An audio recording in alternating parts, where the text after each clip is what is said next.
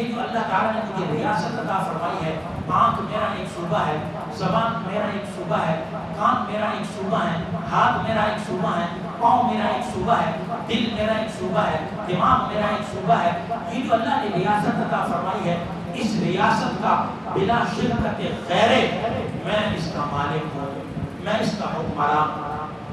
آنکھیں کیسے استعمال کرنی ہے اس کا میں ذمہ دار ہوں، زبان کیسے استعمال کرنی ہے اس کا میں ذمہ دار ہوں، ہاتھ پاؤں کیسے استعمال کرنی ہے اس کا میں ذمہ دار ہوں۔ قرآن کریم کی زبان جس کو کہیں گے انفسکم۔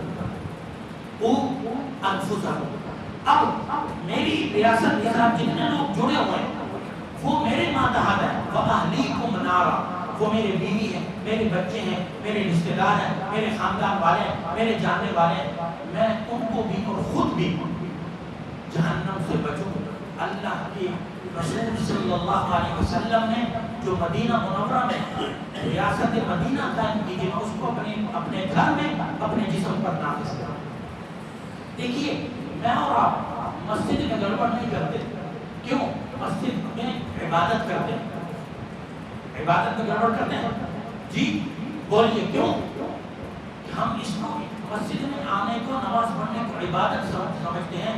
رب کعبہ کی قسم، رب محمد کی قسم، خالق کائنات کی قسم، میرے اور آپ کو پیدا کرنے والے رب کی قسم کھا کے کہتا ہوں، 8 گھنٹے کو آپ ملازمت پر جاتے ہیں، 8 گھنٹے کو آپ دکان پر بیٹھتے ہیں، اللہ کی قسم عبادت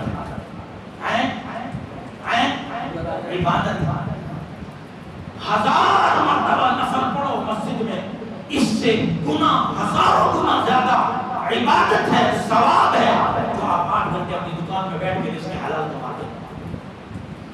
اور چوتھا کام ہمیں یہ کرنا ہے، ہم جہاں ملازمت پر جاتے ہیں، جہاں کام پر جاتے ہیں، جہاں بھی ہم جاتے ہیں، 8 گھنٹے کے لیے ہم نے شہر ایک جاتا ہے، 2 گھنٹے کے لیے، 4 گھنٹے کے لیے، 6 گھنٹے کے لیے، 8 گھنٹے کے لیے، ہم دھوکہ نہ کریں، ہم اپنے رزق اپنے کام کے ساتھ دھوکہ نہ کریں۔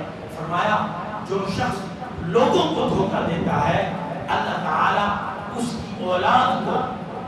کی اولاد سے جو منافع ملنے ہوتے ہیں، جو فوائد حاصل ہوتے ہیں، اللہ اس کو اٹھا دیتے ہیں۔ امام احمد بن حنبل رحمہ اللہ گھر میں آئے، بیوی نے کھانا رکھا، ایک لقمہ منہ میں ڈالا، مزہ نہیں ہے، ذائقہ نہیں ہے۔ ہاں عجیب بات ہے، جیسے پہلے میں ذکر کرتی تھی، تلاوت کرتی تھی، وضو کے ساتھ بناتی تھی، اللہ کا نام لے کر بناتی تھی، پورے آداب کے ساتھ، انہی شرائط اور رعایت کے ساتھ میں نے کھانا بنایا، بولا نہیں مزہ نہیں ہے، گڑبڑ ہے۔ سوچنے لگی کہ نہیں، میں باوضو کی تھی، نماز بھی میں نے پڑھی، ذکر بھی کیا، تلاوت بھی کی، پھر میں نے کھانا بنایا، یعنی سوچنے لگی ہاں ایک گڑبڑ ہو گیا، ایک گڑبڑ ہو گیا۔ سوچو ہر ایک شخص مسلمان، آپ یہاں بیٹھے ہیں، سوچئے اس واقعے کو، سنیے، اپنے دل میں اپنا محاسبہ کریں، دل میں جھانکیں، دربار میں جھانکیں، میں اور آپ کیا کر رہے ہیں، کہاں جا رہے ہیں۔ احمد بن حنبل سے بیوی کہنے لگی، میں نے جب آٹا گوندھا، آٹا گوندھ کر جب وہ ٹھنڈا ہوا، اسے رکھا پیڑا بنانے کے لیے، جو خشکا ہوتا ہے نا، کہ خشکا سمجھتے ہیں، خشکا نہیں تھا، اس کے بغیر پیڑا نہیں بن رہا تھا۔ دائیں طرف یہ جو آپ کے بیٹے صالح بن احمد بن حنبل کا گھر ہے، بیٹے کا گھر ہے، اس کے گھر گئی، اس کی بیوی سے کہا، آپ کی بہو سے کہا، آپ کے سسر کے لیے روٹی بنا رہی ہیں، خشکا نہیں ہے، خشکا چاہیے، خشکا اس کے گھر سے لائوں، وہ خشکا لگا کر میں نے یہ روٹی بنائی ہے۔ کہا ہاں اسی لیے میرا بیٹا جو ہے وہ جج ہے، عدلیہ کا ایک پروردہ ہے، عدلیہ کا ایک ممبر ہے، اس نے گڑبڑ کی ہوگی، اس نے ڈنڈی ماری ہوگی، اس نے خیانت کی ہوگی، اس نے کسی کے حق میں طرفداری کی ہوگی، عدل پر فیصلہ نہیں کیا ہوگا۔ اے اللہ کی بندی، مجھے روزانہ رسول اللہ صلی اللہ علیہ وسلم کی زیارت ہوتی ہے، مجھے روزانہ رسول اللہ صلی اللہ علیہ وسلم کی زیارت ہوتی ہے۔ یہ مشتبہ لقمہ اگر میرے اندر چلا گیا تو میں رسول اللہ صلی اللہ علیہ وسلم کی زیارت سے محروم ہو جاؤں گا، میں نہیں کھاتا، پھر کیا کروں؟ کہا جو دروازے میں فقیر آتے ہیں نا، ان کو دے دینا۔ مسلمانوں، اس بات سے اگلی بات اور عجیب ہے، کہا جب فقیر آنا لینے کے لیے تو ان کو ایسے نہیں دے دینا، تقسیم کرنا۔ تقسیم کیا کرنا کہ میرے احمد بن حنبل کے دروازے پر جو فقیر آتا ہے وہ صرف کھانا مانگنے نہیں آتا، وہ ایمان کی تازگی کے لیے کھانا لینے آتا، وہ صرف بھیک مانگنے نہیں آتا، کھانا لینے نہیں آتا، کھانا مانگنے نہیں آتا، ایمان کی تازگی کے لیے کہ یہ احمد بن حنبل کا گھر ہے، روزانہ رسول اللہ صلی اللہ علیہ وسلم کی جس کو زیارت ہوتی ہے، 100 مرتبہ اللہ کی جس کو زیارت ہو چکی ہے، اس کے گھر سے کھانا بھوک مٹانے کے لیے نہیں، ایمان کی تازگی کے لیے لیتے ہیں۔ تو فقراء جب لینے کے لیے آئیں ان کو بتانا کہ دیکھو آٹا احمد بن حنبل کے گھر کا ہے، خشکہ صالح کے گھر کا ہے، صالح بن احمد بن حنبل کے گھر کا ہے، لینا ہے تو لے لو۔ کیوں؟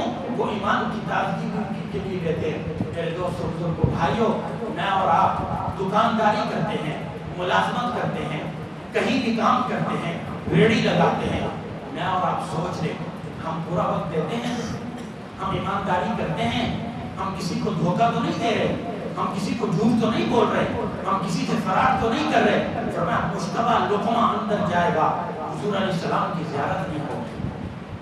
کتنی بڑی بات ہے۔